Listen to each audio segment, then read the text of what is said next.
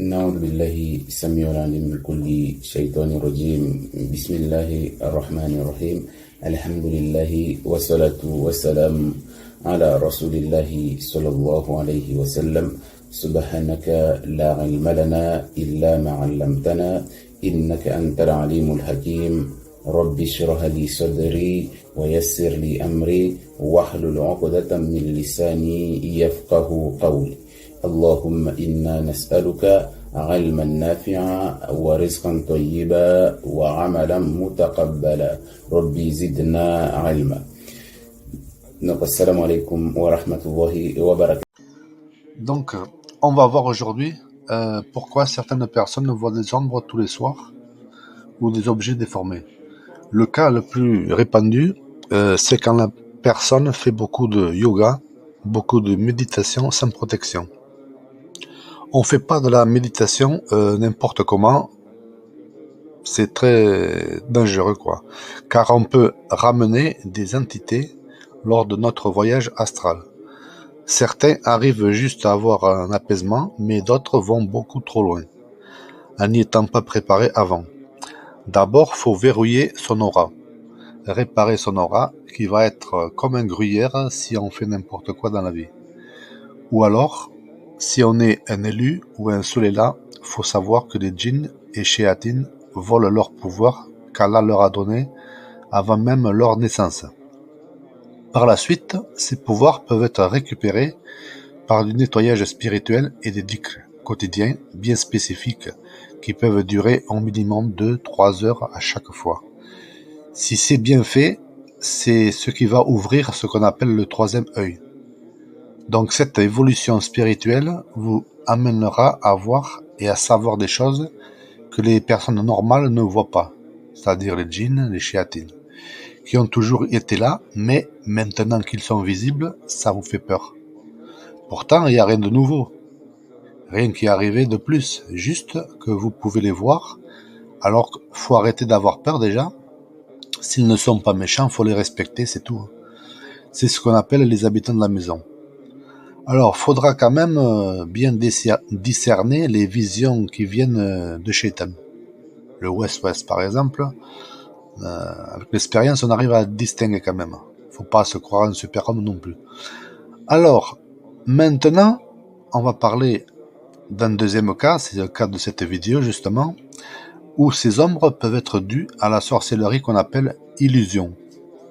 Donc, des objets ou des personnes sont perçus comme des ombres. Ce genre de sorcellerie est quasi tout le temps faite par des paroles dites à voix basse et une incantation ainsi qu'une pierre ou un bijou qui sera ensuite offert à la victime ou caché à sa proximité. Mais c'est vraiment presque toujours une personne toxique et méchante qui le fait, en principe une femme. Une personne normale ne pourra pas le faire, ça ne marchera pas. Donc, certaines fois, ces ombres vont être vues du côté de l'œil. Et dès qu'on tourne la tête, il n'y a plus rien. Alors, la plupart des fois, c'est à des femmes que ça arrive, le plus souvent. Alors pourquoi ? C'est parce que les femmes sont plus réceptives que les hommes, ou ont une tenue inappropriée. Si on soupçonne un objet qu'on nous a donné alors que c'était pas l'habitude d'en recevoir, méfiez-vous, c'est louche quoi. Méfiez-vous et dépêchez-vous de mettre cet objet dans de l'eau coranisée avec du jujubier moulu et un peu de sel pendant une demi-heure. Et mettez-le en attendant dehors de chez vous, c'est-à-dire dans le jardin, d'une cabane, etc. Mais pas dans votre maison. Et vous verrez bien les jours suivants ce qui va se passer. Alors, pour s'en débarrasser au plus vite de ces ombres, faut déjà se débarrasser de toute énergie négative dans votre vie. Et bien comprendre qu'il n'y a rien de physique, qu'il ne peut rien vous arriver de physique. Plus vous allez y croire, plus ça va vous arriver, quoi. Donc, pour vous débarrasser des énergies négatives chez vous, déjà, à savoir, laissez ouvertes vos fenêtres 2 heures par jour. Le renouvellement de l'air diminuera aussi les mauvaises énergies accumulées de façon normale ou sorcellerie à proximité.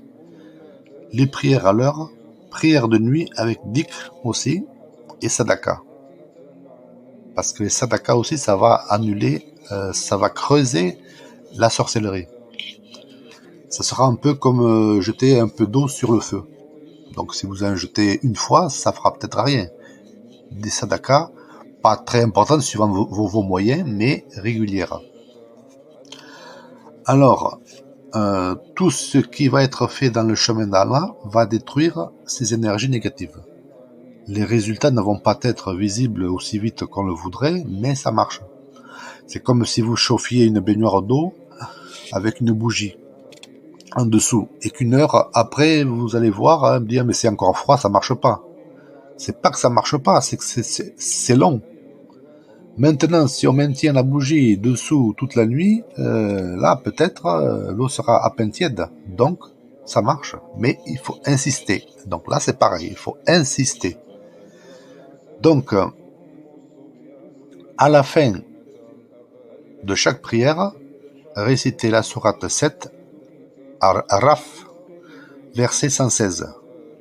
Jetez, puis lorsqu'ils jetèrent, ils ensorcelèrent les yeux des gens, les effrayèrent et produisirent une magie impressionnante. Donc c'est ce qui est arrivé à Moussa alayhi salam. Donc cette forme de sorcellerie vise la vision. Les gens vont voir des choses qui ne sont pas réelles, faisant ainsi des hallucinations. À l'époque de Moussa alayhi salam, ces illusions prenaient la forme de serpents lors de la rencontre avec Pharaon. Aujourd'hui, on observe encore ce type de sorcellerie sous formes diverses. Donc, si les ombres se produisent que chez vous, c'est chez vous et sur vous-même qu'il va falloir travailler. Par contre, si ça le fait n'importe où, le problème est sur vous. Bijoux, vernis à ongles, shampoing, montres, cadeaux, n'importe, ça peut être n'importe quoi. Va falloir faire un peu de tri pour trouver ce que c'est. Donc, vous pouvez par exemple aller dormir ailleurs, c'est-à-dire par exemple une nuit à l'hôtel. Mais, j'insiste bien sans rien dire à personne, que personne soit au courant. Si vous êtes en couple, le conjoint devra faire la même chose que vous, car dans des cas très rares, mais ça peut arriver, il peut arriver que le témoin de la sorcellerie ne soit pas sur la personne même, mais sur un autre membre de la famille. Et là, ça devient compliqué. C'est pour ça qu'il faut être sous eau d'eau tout le temps et invoquer Allah lors de la prosternation de vous enlever ce mal. Et ne prenez rien de chez vous quand vous partez. C'est-à-dire acheter de nouveaux habits, un change par exemple, pour ne pas avoir un seul habit qui viendrait de chez vous. Pas de bijoux non plus, ni montre, ni collier sur vous, rien. Une fois à l'hôtel, par exemple, lavez-vous avec un gel douche, un shampoing, acheté pour l'occasion. Pas que vous ramenez de chez vous. J'insiste bien sur le fait d'acheter tout ça une fois en dehors de chez vous. Et ne ramenez pas ces affaires chez vous avant de partir à l'hôtel. Car les djinns peuvent refaire le travail sur ces nouvelles choses. Et là, on tourne en rond, on ne trouvera jamais rien. Et là, si après tout ça, c'est encore pareil, le problème ne sera pas un objet, le responsable, mais bel et bien un sort sur vous-même, ou le conjoint, s'il est avec vous. Ça va être plus facile à traiter, plus long à trouver, mais plus facile à traiter. Mais là, ça ne sera plus une sorcellerie d'illusion. On rentre plutôt dans une sorcellerie avec photos, ongles, cheveux. Les plus connues sont celles enterrées et celles suspendues qui vont ensemble. Donc, il faudra faire des dhikr de nettoyage du corps astral et protection de l'aura.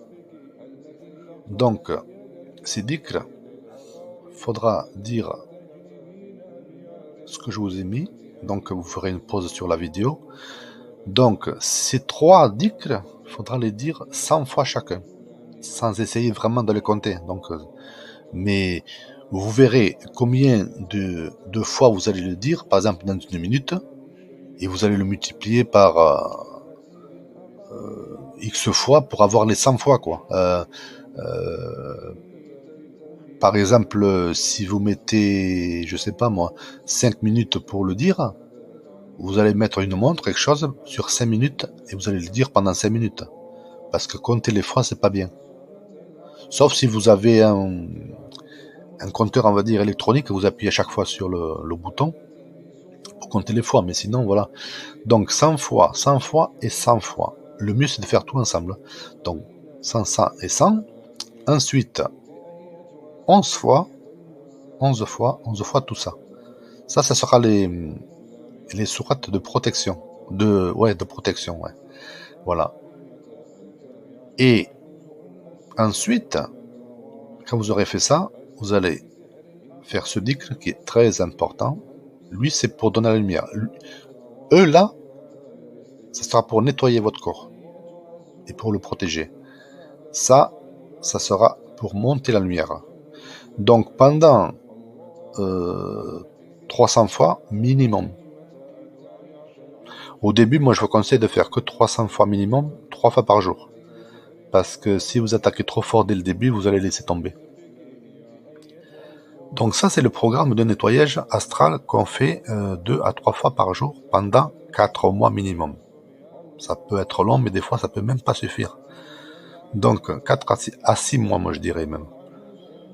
Ensuite, si c'est très bien fait, vous allez seulement faire ce dhikr pour monter la lumière, puisque vous serez nettoyé déjà. Donc vous le ferez entre 1000 et 2000 fois par jour, minimum. Si vous en sentez capable de faire plus à la suite, faites-le, mais ne faites pas par exemple 5000 fois une journée et rien une autre. Il faut rester régulier. Voilà. Donc, ce que je vous conseille déjà pour cette sorcellerie, c'est dans tous les cas mettre en place un petit traitement. Donc vous allez coraniser du sérum physiologique avec les sourates protectrices que vous allez dire 11 fois chacune. Ensuite, vous allez mettre une goutte dans chaque œil matin et soir en disant Bismillah avant de la mettre. Vous allez faire aussi en parallèle, vous allez coraniser 18 bouteilles de 1,5 litre avec une feuille coranisée avec la sourate Al-Baqarah écrite à l'encre alimentaire que vous trouvez dans le commerce. Donc procurez-vous cette feuille avant de commencer, peut-être, je sais pas. Donc il va falloir vider les 18 bouteilles dans une grande bassine propre et mettez-y la feuille environ 20 minutes. Si la feuille flotte, mettez-y 2 verres d'eau pleins dessus. Ensuite, avec un entonnoir, vous allez récupérer toute l'eau dans les bouteilles. Vous allez laisser sécher la feuille, ça c'est important, et brûlez-la ensuite, avant de vous servir de l'eau en bouteille justement. Donc avec cette eau, vous allez prendre 10 bouteilles qui serviront pour boire tous les jours. Une bouteille pour remplir à mesure un vaporisateur pour vous vaporiser le visage matin et soir après la toilette. Dire Bismillah avant de vaporiser. Donc ne vaporisez jamais le visage, tout ça, et faire la toilette après, donc ça sert à rien. 7 bouteilles pour vous laver. Attention, récupérer cette eau, le mieux c'est de faire ça dans la bassine. Vous rincez dans la bassine avec une bouteille de 1,5 litre chaque soir après la douche. Donc vous versez sur le corps en commençant par la tête et les épaules. Ensuite, n'essuyez pas votre corps. Laissez-le sécher naturellement. Ça va agir toute la nuit sur votre corps. Alors, votre eau de lavage récupérée, vous devez obligatoirement la jeter dans la terre. Un coin de terre dans le jardin, n'importe où, en disant Bismillah. Faites-le avec les 7 bouteilles sans sauter de jour. Alors pourquoi on le fait les 7 jours? Parce que on ne sait pas exactement le jour où la sorcellerie elle a été faite. Donc c'est pour ça qu'on fait tous les jours, pour qu'à un moment donné on va tomber dessus. Donc tout ça, vous ferez des pauses sur la vidéo pour que ça soit plus commode à faire, voilà. Donc ceci dit, un conseil aussi très important, n'encensez jamais votre maison avec du musc pendant le traitement. Ça va faire qu'empirer les choses ou ça fera rien, au mieux. Donc toujours on le fait pendant 7 jours à la fin de la période de traitement, en laissant un peu la fenêtre entrouverte. Ça, voilà.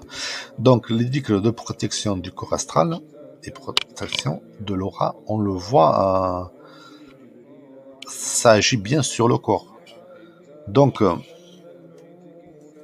faites-le 3 fois par jour, c'est important. La meilleure des façons, c'est de vous trouver un coin tranquille chez vous, au calme, là où vous allez faire vos cycles, de préférence à heure fixe. Dans un coin où il n'y aura pas la télé ni le portable. Ne prenez rien de... Voilà, ce qui fera rentrer Shaitan. Donc vous allez faire le dhikr et eux, ils vont effacer. Rien de tout ça pour distraire non plus.